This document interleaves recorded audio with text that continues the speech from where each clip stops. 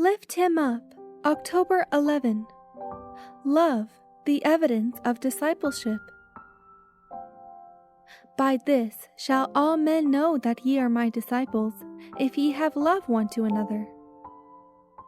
In this last meeting with his disciples, the great desire which Christ expressed for them was that they might love one another as he had loved them.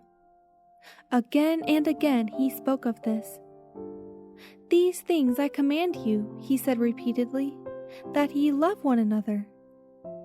His very first injunction when alone with them in the upper chamber was, A new commandment I give unto you, that ye love one another, as I have loved you, that ye also love one another. To the disciples this commandment was new, for they had not loved one another as Christ had loved them. He saw that new ideas and impulses must control them, that new principles must be practiced by them. Through his life and death, they were to receive a new conception of love.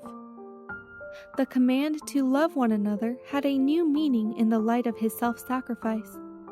The whole work of grace is one continual service of love, of self-denying, self-sacrificing effort. During every hour of Christ's sojourn upon the earth, the love of God was flowing from him in irrepressible streams. All who are imbued with his Spirit will love as he loved. The very principle that actuated Christ will actuate them in all their dealing one with another.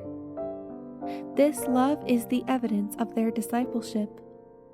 By this shall all men know that ye are my disciples, said Jesus, if ye have love one to another. When men are bound together, not by force or self-interest, but by love, they show the working of an influence that is above every human influence. Where this oneness exists, it is evidence that the image of God is being restored in humanity, that a new principle of life has been implanted.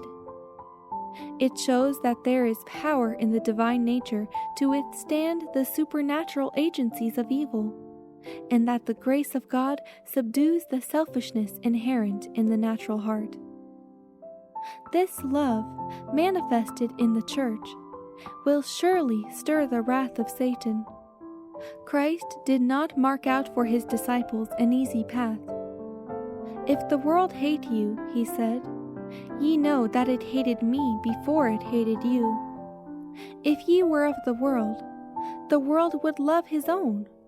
But because ye are not of the world, but I have chosen you out of the world, therefore the world hateth you. Remember the word that I said unto you, the servant is not greater than his Lord. If they have persecuted me, they will also persecute you. If they have kept my saying, they will keep yours also. But all these things will they do unto you for my name's sake, because they know not him that sent me. The gospel is to be carried forward by aggressive warfare in the midst of opposition, peril, loss, and suffering. But those who do this work are only following in their Master's steps.